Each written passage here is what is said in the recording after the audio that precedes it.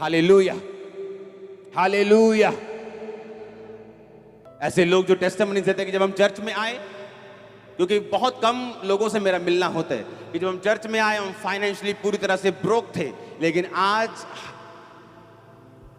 हमारे पास इतनी ब्लेसिंग है, इतनी ब्लेसिंग है, इतनी ब्लेसिंग है, हमारे बैंक्स भरे हुए हैं इसी चर्च के मेंबर्स।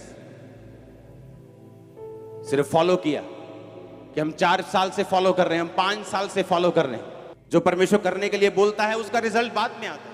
वो आपको प्रार्थना करने के लिए बोलता है, पाप छोड़ने के लिए बोलता है, बोने के लिए बोलता है, एकदम से आपकी लाइफ में रिजल्ट नहीं आता, लेकिन वो धीरे धीरे रिजल्ट आता है। लेकिन जब आता है तो पक्का आता है। जब वो घर बनाता है चट्टान के ऊपर तो वो सदा के लिए होता है, वो टेम्परेरी नहीं होता। आप उस घर में रहेंगे, आपके बच्चे रहेंगे, आपके पोते रहेंगे।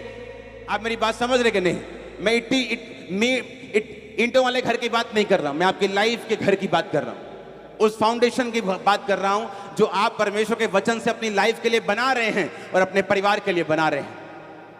आमीन, आमीन। दाऊद अपनी लाइफ के पूरी उम्र तक बुढ़ा होके, रिटायर होके, परमेश्वर में सो के गया। उसकी गद्दी से उतारने वाला दाऊद को कोई जन्मा नहीं था। क्यों? हर वक्त परमेश्वर की बात को सुनता था। उसने गलती भी की, उसको सजा भी मिली, लेकिन परमेश्वर की हुजूरी में जाना उसने नहीं छोड़ा। परमेश्वर की प्रेजेंस में गया, माफी को मांगा, हमेशा खुदाबंद की प्रेजेंस में रहता था। और बाइबल कहती है रिटायर होके गया। एक राजा का रिटायर होना, 66 लड़ाइयां लड़ना और 66 जीतना, इकोनॉमी का फिर भी ना गिरना और फिर भी रिटायर होके जाना, एक भी गलत योजना का उसके खिलाफ पास ना होना, ये परमेश्वर का हाथ था उसके सिर के ऊपर, जो मैं आप लोगों के सिर के ऊपर देख रहा हूं, जो मैं आपके परिवार के सिर के ऊपर, आपके फाइनेंस के सिर के ऊपर देख रहा हूं। आमीन। ऊंचा ये बरकत आपकी है चर्च। कुछ भी हो जाए, बोलो पड़ोसी को, कुछ भी हो जाए उसके वचन को मत छोड़ना।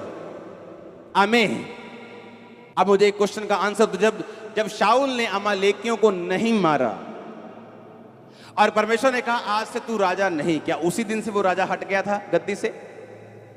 अगले साल, उससे अगले साल नहीं, लंबे समय तक फिर भी वो उस गद्दी पे रहा। 14-15 साल तक रहा होगा और परमेश्वर की आंखों में वो राजा नहीं था। पर दुनिया की निगाह में वो क्या था?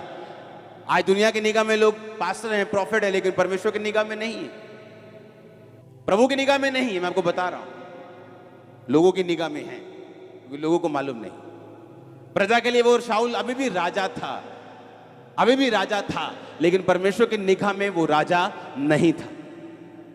आप जब कोई गलत काम करते हैं, पाप करते हैं, आपकी एकदम से ब्लेसिंग्स उड़ नहीं जाती, एकदम से अगले दिन आप लंगड़े नहीं हो जाते, लेकिन आप अपनी डिस्ट्रक्शन की, अपनी तबाही की तैयारी कर रहे होते। आपको लगता है कि नहीं, थोड़ा हिसाब से चलना चाहिए, लेकिन परमेश्वर को मालूम है वो आपको बचाना चाहता है, वो आपको सेव करना चाहता है, वो आगे देख सकता है, उसे मालूम है आगे क्या है। आमीन। अपने हाथों को उठाओ, ऊंची आवाज बोलो थैंक यू जीसस। फिर से ऊंची आवाज में बोलो ये वचन मैं मानता हूं, तुझे फॉलो करने का वायदा करता हूं।